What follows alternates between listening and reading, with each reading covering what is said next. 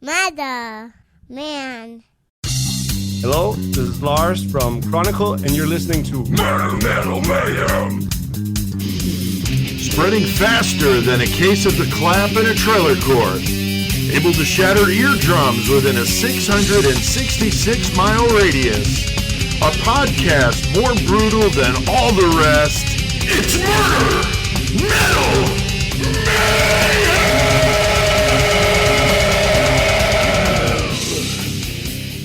This is Pete Altieri with the Murder Metal Mayhem podcast, and I have the privilege of doing this interview with the guys in Chronicle, an amazing technical melodic death metal band from northern Denmark. How's it going, guys? And I hear it rains a lot in Denmark. Is that true? It sure does. Yeah, we still have snow as well. Yeah. Oh my God! It snowed like last week. It was like, oh fuck, really? Like, I thought it was supposed to be spring already, but apparently not. Not yet. Wow. Yeah, I did an interview with Pepe from Hatesphere, and I always look at my weather app just to see what the weather's like and who I'm talking to. And it was 10 days of nothing but rain. It showed in the forecast. I'm like, oh my God, I would lose my shit in that kind of terrible weather. So it's the rain, and then it becomes worse because we're surrounded by ocean, so it's windy all the time. Yeah. Oh no! Wow. So I guess you're used to it, but you never get used to it. That's why King Diamond lives in Texas now. So exactly. Because in Texas it don't rain fucking sideways. Yeah, right. All the guys who make it big, like Volbeat and King Diamond. And those guys Lars move to the U.S. as soon as possible. Yeah. Right. That's the sign you made it. You earned enough money to fuck off. Now, in this video shot, I've got our couple of props there, Murder Metal Mayhem carved into a forearm, which is totally cool. This is very realistic looking. Oh, it's even floppy. Yeah. It's very real. It's very heavy. And then that is what we call him, Spike. And they made this for us, Spellbound Effects and Art. They made this for our 100th episode. It was on Possession. And I said, just make me something that looks cool for a Possession episode. And this was it. So pretty awesome. And then the guy in the back there, his name is CK. He's a host of ours from the East Coast of the U.S., where I'm from, and we always had him remote, and he was battling cancer for 9 years. And I had this made so that when we did the podcast, it was like he was here with us. And then he passed. It's going on 2 years now. And so this is even more special. But he's always throwing up the horns. He was the guy that did our metal segment. So when he died, we changed it to the three of us that are left. We pass the horns each week, and it's your turn. You pick the band or the topic, and that's what we do. Keep friends alive in that way. Exactly. So CK is there with us throwing up the horns and approving of this. He would have absolutely loved you guys because he was a big progressive metal guy and liked the heavy stuff. And I would have told him, dude, this is like everything rolled up into one. So definitely looking forward to this. So Lars, why don't you introduce yourself, and then the rest of you guys that are here can let us know who you are and what instrument you play. All right. Well, my name is Lars. I do the vocals, and I play mostly rhythm guitars, occasional melodies here and there, but mostly rhythm. Very cool. I'm Sebastian. Yeah, but thank you, like, first and foremost, for having us on your podcast. This is really cool. I'm also quite involved with the songwriting and the whole like making of the Chronicle sound, I guess. But mostly the guitar. Very cool. I'm Jacob, and I slap at the bass and also shout very loud. Yeah. Dude, you absolutely kill that bass. I can't wait to talk about that. I'm going to bass geek out with you for a moment when we do that.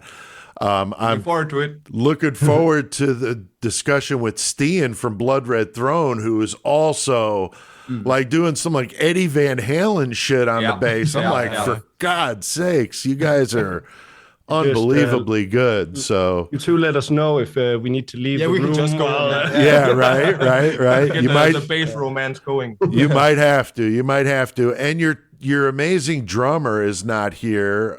You want to mention his name? And yeah, our drummer Yari unfortunately couldn't be there today, but yeah, he plays fucking fast. Yeah, oh my god, he's also quite. I guess together with me, we are like the main songwriters. You write the most of the songs. So of course, Okay. it's a shame that he couldn't make it because he's also very involved with the whole making of. Yeah. of our Should be music. mentioned. It should be mentioned. Yari isn't just like noting down like small ideas. He comes with like full compositions, like complete songs with solos, melodies. Oh, everything. wow. He also writes for Yeah. guitars as well and for like everything. Yeah, he writes wow. everything. That is impressive. Yeah, he's a hell of a drummer. I had no idea that he did all that. Yeah. So, man, that's impressive. So, we'll get next album or next time you guys have something going on, we'll do this again and we'll get him in here. So, as you guys know, I really love the band and the new album, Where Chaos Thrives. I love the name of that too. It sticks out to me. It's absolutely fantastic. And you were just talking about, a little bit on the writing, but what is that process like when you guys start working on a new song? It's like we start individually writing shit, and then we'll like write it out in like tabs in Guitar Pro or something like that on computer, and then we'll send the tabs to each other, and then we can be like, hey, is this a good idea for a song? Is this a good idea for a song? And then we'll like progress working on them like that. But mostly we will have like the song completely finished when we enter the practice space to actually play it together. Oh, wow. We don't spend too much time like in the rehearsal space like people would do. Like have once a week they go to the rehearsal space. Sebastian lives quite far away, and of course we're all adults. We have jobs and stuff. Right. So we have to like ration our rehearsals down to like once, twice, maybe thrice a month. That's if we're lucky, twice a month. But when we get here, I mean, the time is costly, and we don't waste any time. We need to have our shit together by the time we get here, and that works perfectly for us. Exactly. So Man, we take a whole bunch of ideas and then like 30 different ideas for songs, and it's a crazy thing. And of course we work on them a little bit, but at some point we have to choose like the 10, 9 tracks that we want to work with, and then that's when we really get into the songs and try to make them like complete and perfect. Like, polish them up. We had over 30 songs written out, and then we ended up demoing 27 of those for the album. Yes. Wow. And well, that was COVID because we had a lot of time on our hands. We weren't playing live. So Still, it was though, like, holy shit. Just keep writing songs. And then we had 27, and then we had like a selection process where we were like, okay, can everybody agree that maybe this one should go? And maybe this one, trying to whittle it down to originally the album was supposed. We wanted to make it like as tight and focused as we possibly could. So we whittled it down to 9 songs total that we felt like were very cohesive package. Yeah. But we could have made 3 albums. I mean, we had the material for that. So and that's always our problem. We write too much music. That is unbelievable. Yeah, that's a good problem to have. That's impressive, guys. I had no idea that that's how you do it. I was interested to hear how bands do things, and of course, my era playing was I was at the we were recording with a handheld recorder, and then I was emailing the guys MP3s of the practices. So I would have been at the very infancy of that, but nowadays with the way technology is, it's really amazing. Like doing an interview like this. I mean, we wouldn't have been able to do this 10 years ago. So, I mean, it's amazing what you can do. And, how have the fans and the media liked the release, the new album so far? Oh, we're still a bit out from release. We've gotten. Oh, that's right. Yeah, I've spoiled. I got to hear it early. I'm sorry. Yes. When is the release? May 19th, right? May 19th. So a month and a couple of days from now. But of course, we're already getting like the source from the press. It's not been that much so far because it's still like there's a little bit of time until the release. But whatever, like everything we've heard so far has been really positive, and we've been doing a ton of awesome interviews and really great. Been, like really taken the new music really well. Yeah. Haven't heard anything negative. So No, far. no, Like, not at all. That's amazing. And you guys know I did a review of it and really, really loved it. And Thank you for that. That was awesome. You're welcome. You're welcome. I'm appreciative of the music. I mean, you guys are just fantastic. Now, you guys are signed to that Danish label, Mighty Music. I don't know a lot about them, but how has that experience been for you? How long have you been with them? we have been with them since we released Demonology. Yeah. So like 2020, 2019. Okay. So we signed with them in the last part of 2019. And then, of course, the first part of 2020 was all about just like releasing Demonology and taking over Denmark, basically. We had, by the time like COVID shut down Denmark, that was on Wednesday, the 13th of March, and we released Demonology on the 27th of March. Oh, so wow. the country just closed just before we were supposed to go out and like tour for the album. I think we had something like 35 concerts that were canceled. Like we had so much shit we needed to cancel. That sucks. I couldn't imagine it. It was so much wasted horrible. Planning, not to mention wasted money. Yeah, right. But on the label side, it was a huge difference from having to do everything on our own. Like suddenly you have your music getting out to so many other people in so many more countries that you would never be able to reach or maybe even know of. Like right, exactly before, because everything we got out was either people who found our music by random or that we sent them something specifically. But now the label has such reach that we never had before.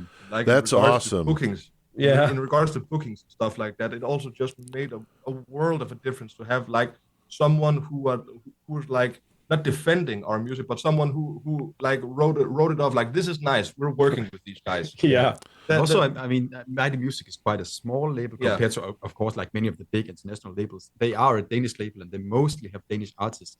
But even though they're small to their artists, and we can really get in touch with them whenever we want. It's not like we have to like it takes months. Get on an airplane and travel to Austria or something. It's like right here. I mean, and it's so easy to talk to them and to plan stuff with them, and they really care about the artists, and that means a lot. Yeah. That's awesome to hear. That is really great. But yeah, having a label to support and help what you're doing, and you guys are really smart, as you can tell just from talking to you. So I'm sure you guys are also good at marketing yourself. So when you combine that with a label, that's just like, you know, the 1-2 punch. So that's great. That's awesome. Now, Jacob, your bass playing, I told you, is amazing. And as I said, I'm a bass player as well. And I wanted to ask you, what bass players got you interested in playing when you started listening to metal, maybe? I mean, I was interested in like the more rhythmic facets of like music already to start with, because before I played music, I was a ballroom dancer. Really? Like, waltz and cha-cha-cha and stuff like that. I was like at competition levels and everything. Oh, wow. Around the time when I was 12, maybe, I started like realizing I love the music and like the whole rhythmic aspect of it. So I wanted to transition to not like perform to the music, but be the one who created it.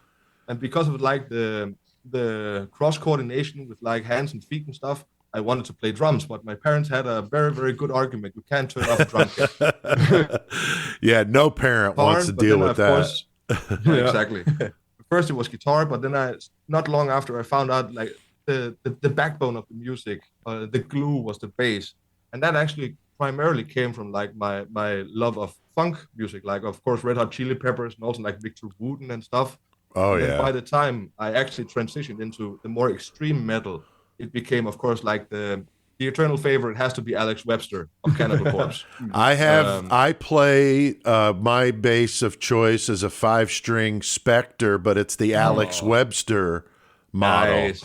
With the blood splatter and everything. No. I could have got it with or without the blood spatter, and I thought, you know, if I ever have to sell this, it'd probably be easier to sell it without a blood spatter on it. But then I kind of wish I did. And they also had a version of it with red, with the black, and it was like a zombie kind of thing. Yeah. So we that saw would have been them. cool. We saw Cannibal Corpse in Aarhus like last week, and he had both of them out with him. Nice. Yeah. It's amazing. That bass is unbelievable. Yeah, So good. And then I have to mention as well. A couple of weeks ago, we were watching Archspire as well. Jared Smith of Archspire. Yeah. Jared Smith of Archspire. I can't really listen to something like that. Like I could listen to you guys, but I can appreciate it obviously as a musician.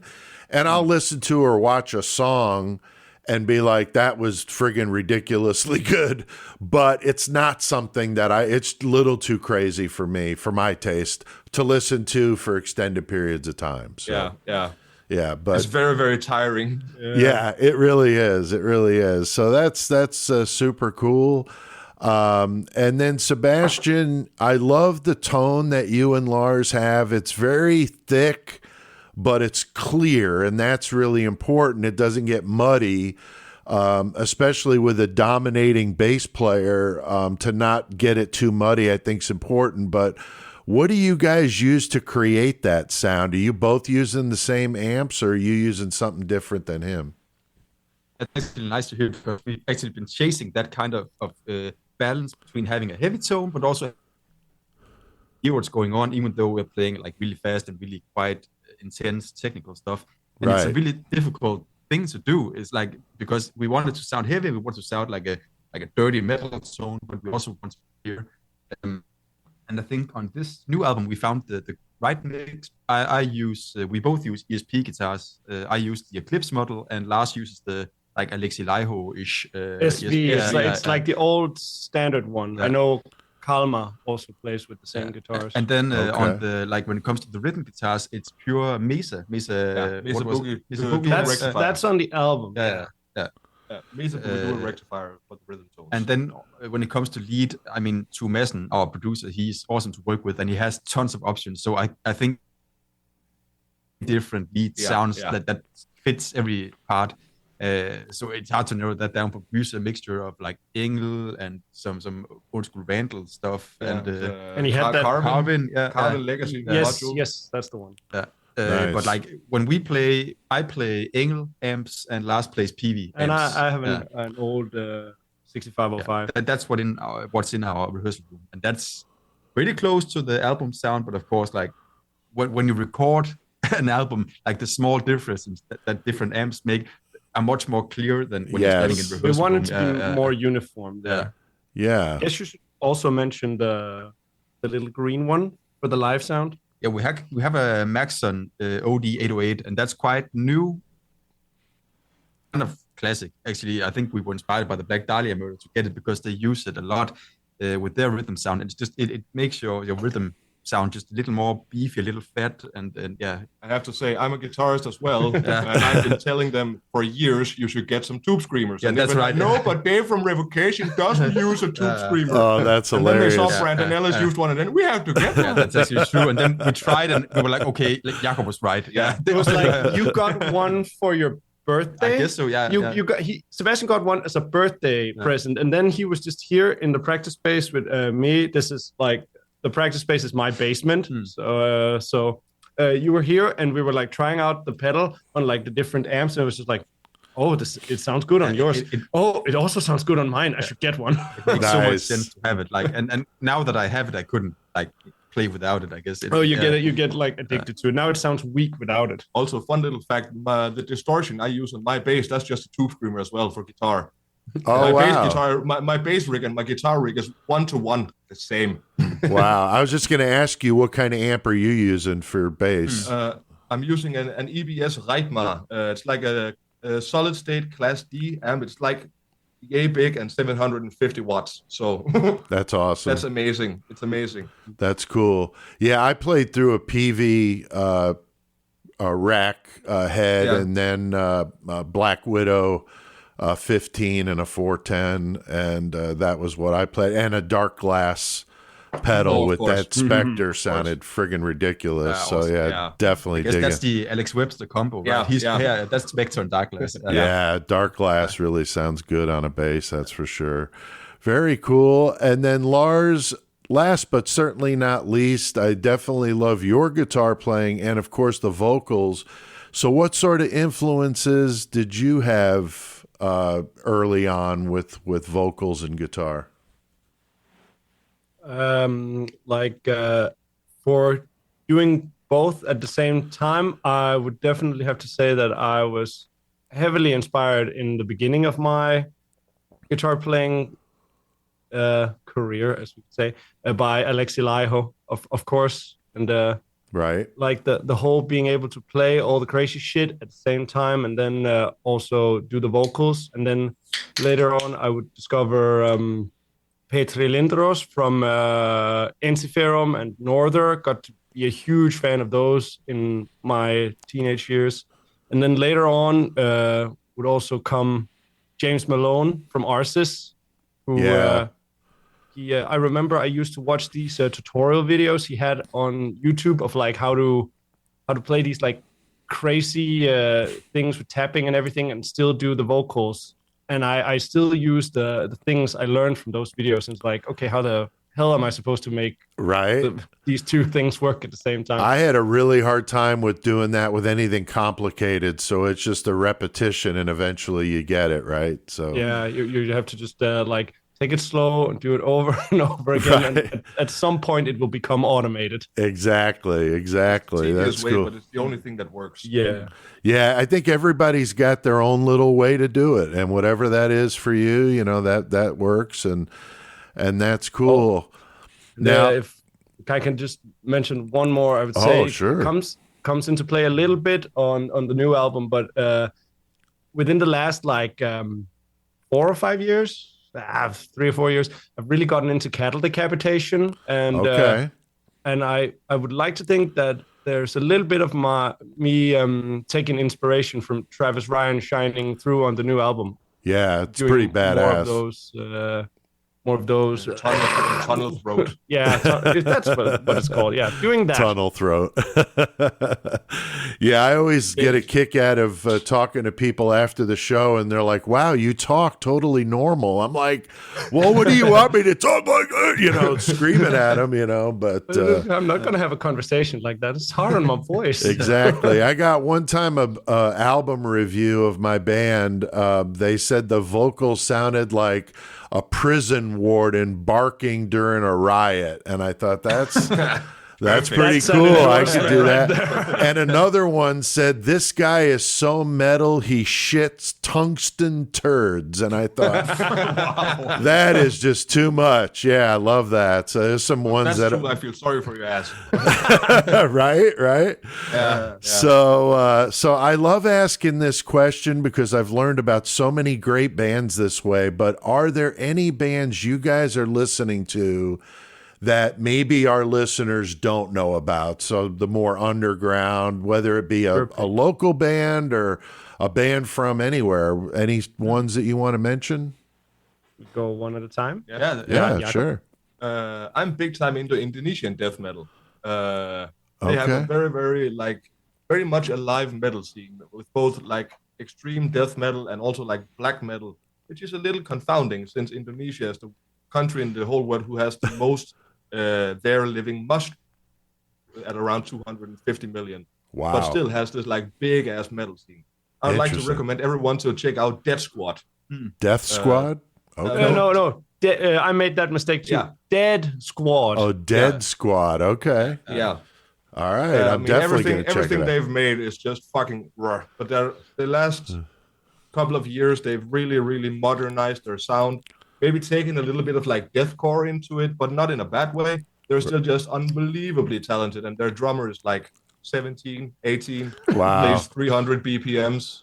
That's insane. Fuck off. Right. Yeah. What about you, Lars? Any you want to mention?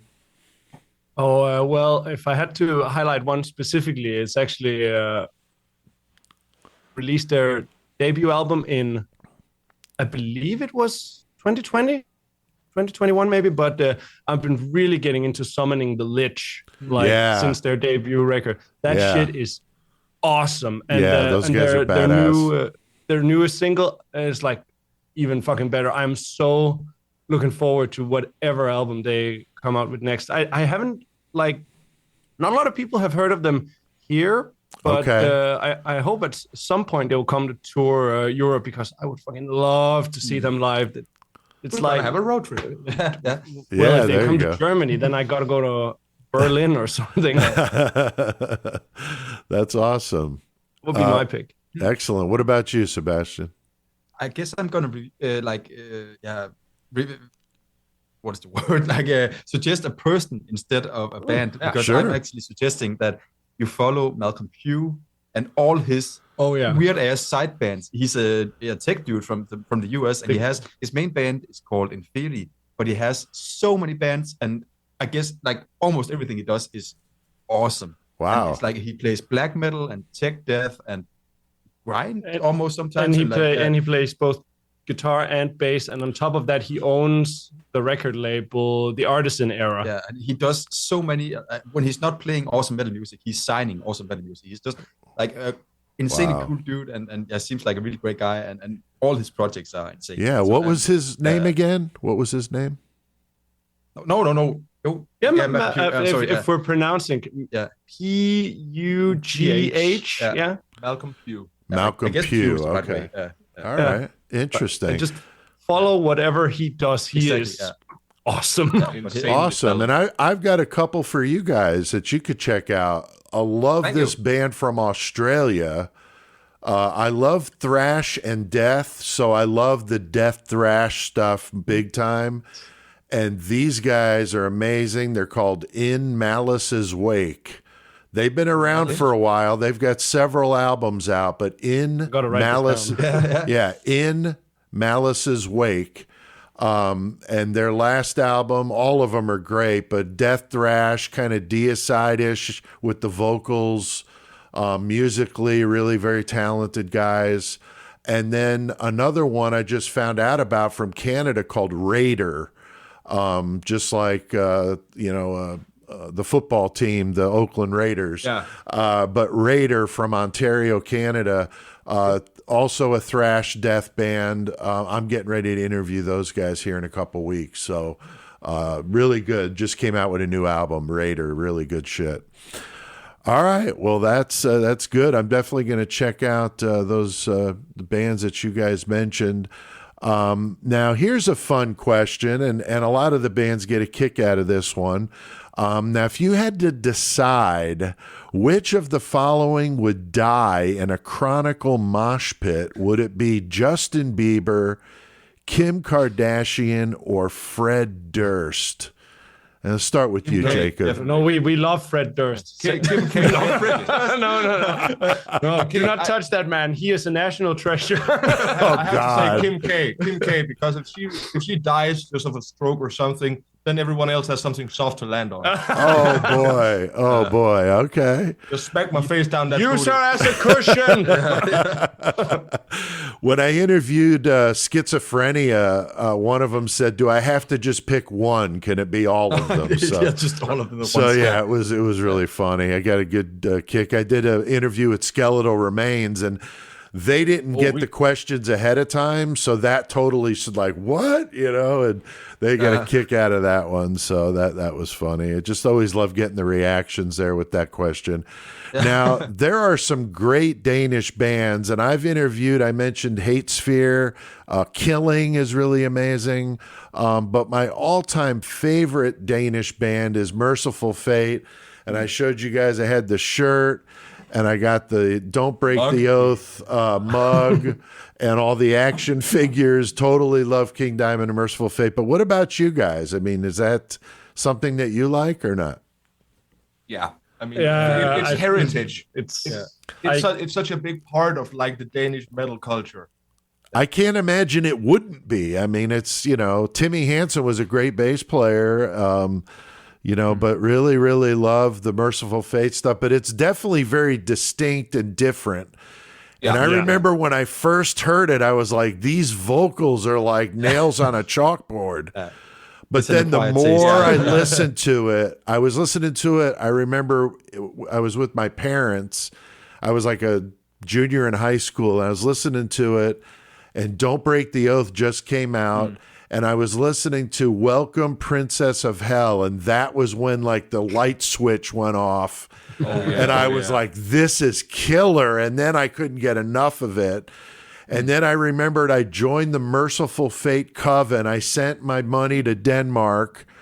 And, you know, back then it took like 3 months to get something back, you know. And I got a package back, and I was so excited because it said Denmark and it's got all this postage on it and all excited. I opened it up and it said that King Diamond had just left Merciful Fate. And I was like, no, what? You know, I was freaking out. But then as I read more, it's like, well, he's starting this new thing called King Diamond. And I'm like, oh, wow. And so then Fatal Portrait came out, and I went to see the first U.S. show of the tour and got to meet Mickey D, who was freaking out because he had never been to the United States before, and he had been there for a couple of hours. So it was like totally brand new. But I got to meet King, and it was just such a cool experience. But I have loved that stuff since, like I said, 1984. I know I'm a lot older than you guys, but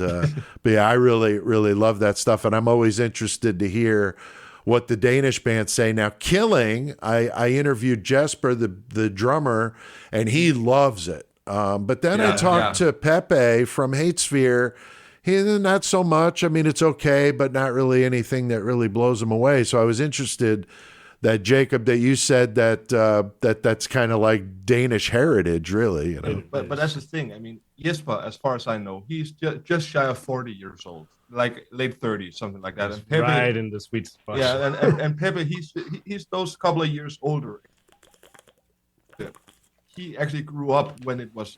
I think it's a little hurtful to say when it was still relevant, but like I think us and Jesper, we're just far enough away from when it was like it had the shock factor, and after the legacy had like the stepping stones had been laid, I think we had to like see it for what it was. It was like this. I mean, a legacy that was being built.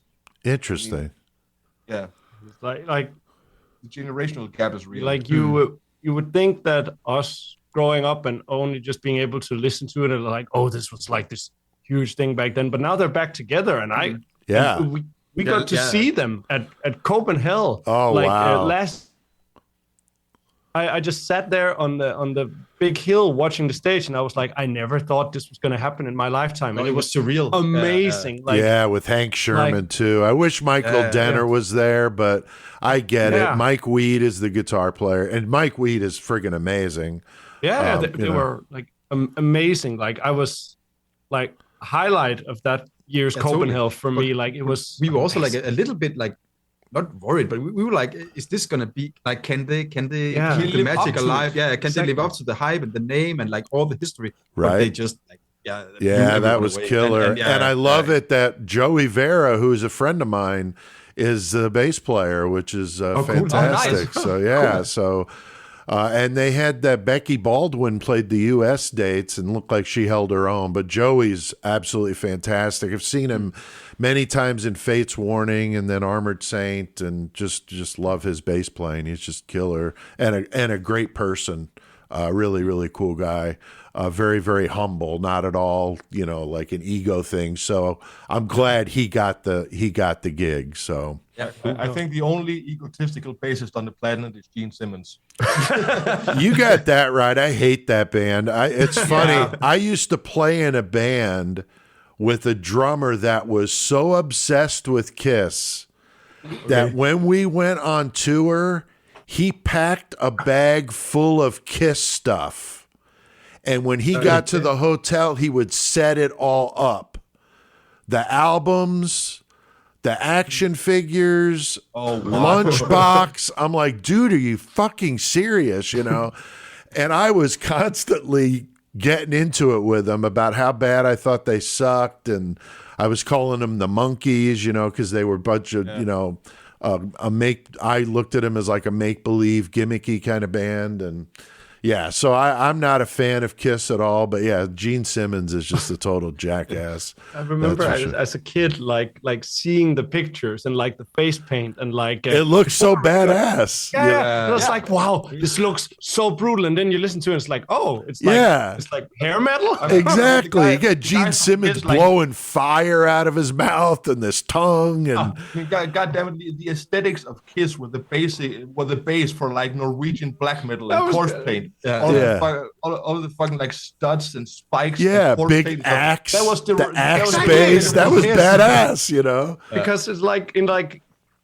okay, maybe that was my upbringing that was different, but in like growing up in Scandinavia, you know, at somewhat of an early age what black metal is. Yeah. You have at least seen what it is. Right. And then if I got like into my early teens, it's like, oh, Kiss, what is this? And then it was none of what I expected. No, not at all. Not at all. And Paul Stanley's voice just grates on my nerves. Like, I can't stand it. I absolutely can't stand those guys. So, yeah, I'm embarrassed that they're an American band, that's for sure. Now, what was your first metal concert? We'll start with you this time, Sebastian. What was your first metal concert? I started on a pretty high note. My dad took me to my first metal show. He's like an old school heavy metal fan, not like into death metal or anything, but he likes the classics. Sure. And he took me to a show in Copenhagen when I was like 11 years old or something like that, 12 maybe. And it was Metallica and Mastodon and Lamb of God. Oh, wow. It's just a pretty rough start. And I remember seeing, especially Lamb of God, just blew me away because I'd never really been into. I hadn't heard like raw, like growly vocals at that point. Right. So seeing that band and like seeing them jump around was just like, what the fuck? Like, what just happened? I mean, that's a baptism by fucking fire. Yeah, definitely. That's for sure. Yeah, that was my first show, and I remember I was so like blown away by all the insane like impressions that I could barely like finish Metallica's set. I was just like, by the point that they started playing their last songs, I was like, this is too much. I'm done. I just like overload. That's burned awesome. out completely. Yeah. That's awesome. What about you, Lars? Well, my start was very Danish, I guess I should say. It was in 2010, I would say. 2010, 2011 maybe. I went to see the Headbangers Ball tour, which used to be a thing here. It's not a thing anymore, but it was like 3 big Danish bands on the bill. It was opening up was Mercenary, and second up was Artillery, and third was Hatesphere. Speaking of Pepper earlier. Oh, wow. And it was That's awesome. like, I mentioned you guys when I interviewed him, and he was like, "Oh yeah, those guys bring it." So I'll have to mention that. to him. That makes me happy. Yeah, he'll love that. Yeah. Oh yeah, he knew who you were. I told him. I said that was right when I started listening to you guys when I did that interview with him. I'm like, dude, have you heard about this? And he's like, oh yeah, those guys are really excellent. You know, so he was very complimenting.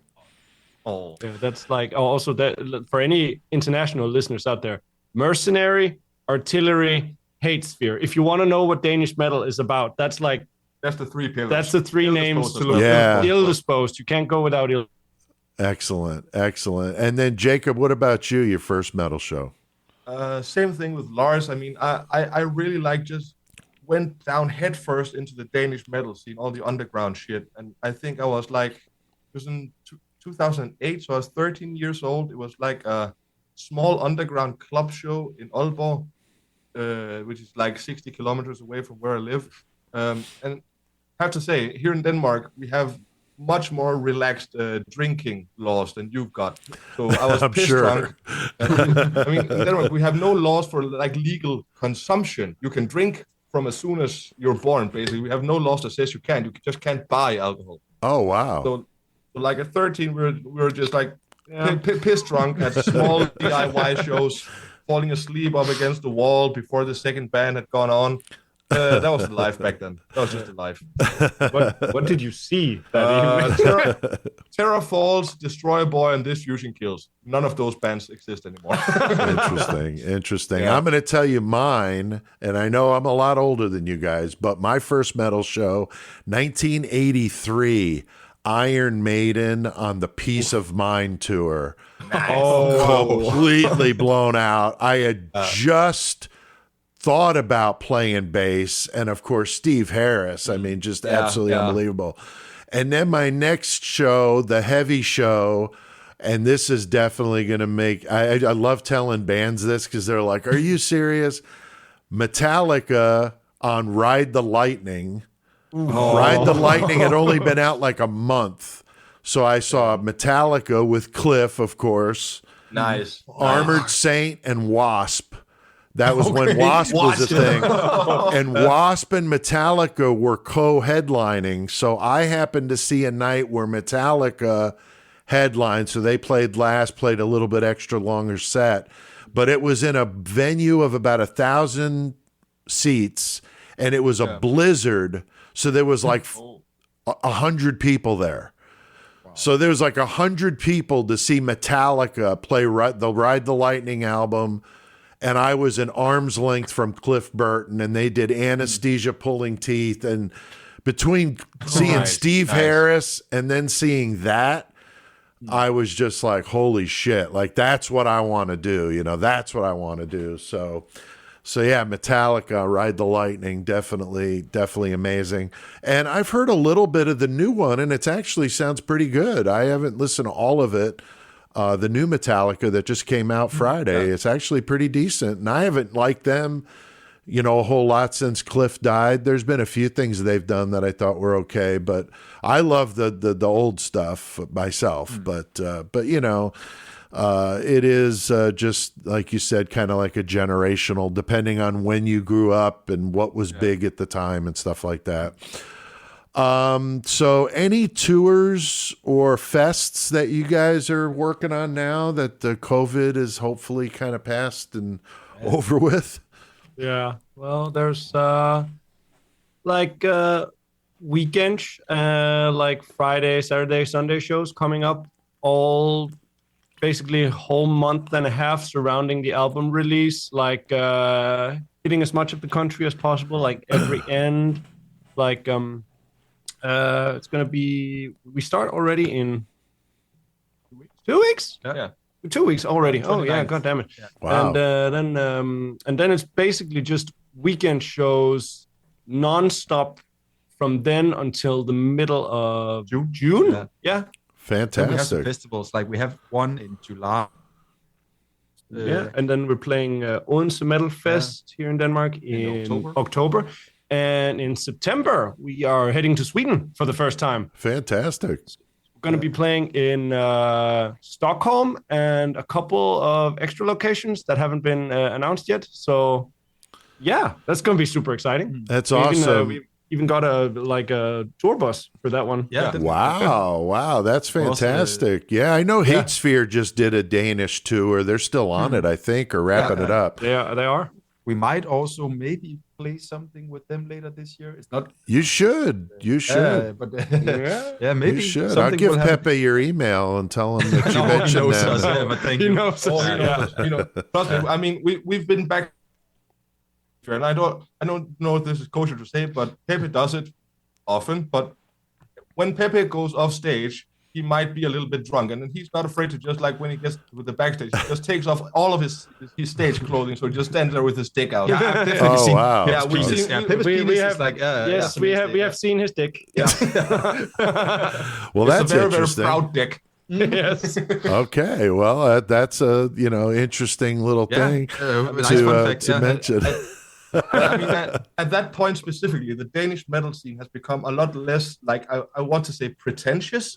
I mean, people don't take themselves like too serious. There's room for like everyone and for everyone to have fun and like for bands to. That's awesome.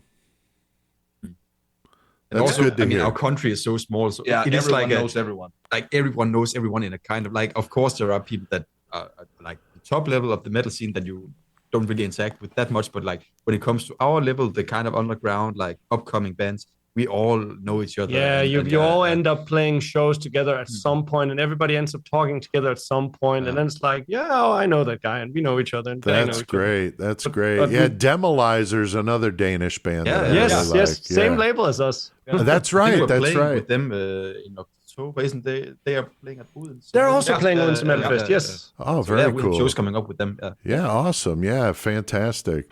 I bought a shirt from them because I know a lot of the European bands don't have big sizes like us U.S. listeners need. So, but he got me a 3X and sent it to me, which was cool. I ordered it, but I always love to support the bands whenever I can, of course. Anything else you guys want to add? I know we've done a long interview, but I've been having a lot of fun talking to you, and It's been great fun. yeah, awesome. Anything else you guys wanted to add? Anything we didn't talk about? New album comes out May 19th, Where Chaos Thrives, Mighty Music. I've been talking about it, and I've got a song that I really like that I want to play at the end of this interview, called The Black Tide. What is that one about? It's my favorite song so far. I guess because it kind of sums up like what the album is Exactly. about. Maybe Lars, talk a little bit about the concept for a minute. Oh yeah, okay. Lyrical. Yeah. Well, so the album is about climate change and global warming and all that shit, which has kind of like been a thing on my mind ever since I was like a little kid. I was that like little kid annoying my parents so much because I saw on TV or heard on the radio that we have to, like, planet's warming up, we're using too much energy. So I was like going around turning off the light switches and being like, we have to save energy. Before I really got the bigger picture of the thing. So that's basically what I've tried to put into this the album lyric wise, and did like different subjects, and specifically for the song The Black Tide, it's about like the oceans and oil pollution and overfishing and the what's it called in English, the coral reefs. What's the shit that's happening to them? That like the big trawling boats that just scrapes around all over. Oh, I've heard about that. But also like the thing with Great Barrier Reef, it's like turning white. There's a word for it. The coral is dying because the water has too much like acidity in it. Acidity in it. Yeah, and not enough oxygen. So it's like going a little bit like there's like lines all around the song which point to like different aspects, like black volcanic cloud running into the ocean. That's of course referring to oil spills and shit like that. Okay. And then there's a line in what a verse is called, like trawlers scrape the bottom clean. It's like trawling, fishing that basically just like run across the ocean floor and rip out everything. Right. Like plant life or whatever is growing down there, just ripped off and just leaves sand and waste in behind. And that's what the song is about. It's like take care of the oceans, man. Yeah. Don't pollute. Interesting. Okay. Well, I want to say thanks, guys, so much for doing this interview with me. I have been listening to you a lot, totally blown away. And you guys are always welcome here on Murder Metal Mayhem. I wanted to just say again, thanks from all of us here. And I'm going to play that song, The Black Tide, and let our listeners experience a song from you guys. And that album, May 19th, that's 2023, in case you're listening to this in the future and wondering, wait a minute, what May 19th are they talking about? So we'll play that, and appreciate it, guys. Horns up here from the United States, and thanks for doing what you do, man. I love it. Thank you for having us. Man. Yeah, definitely. You bet.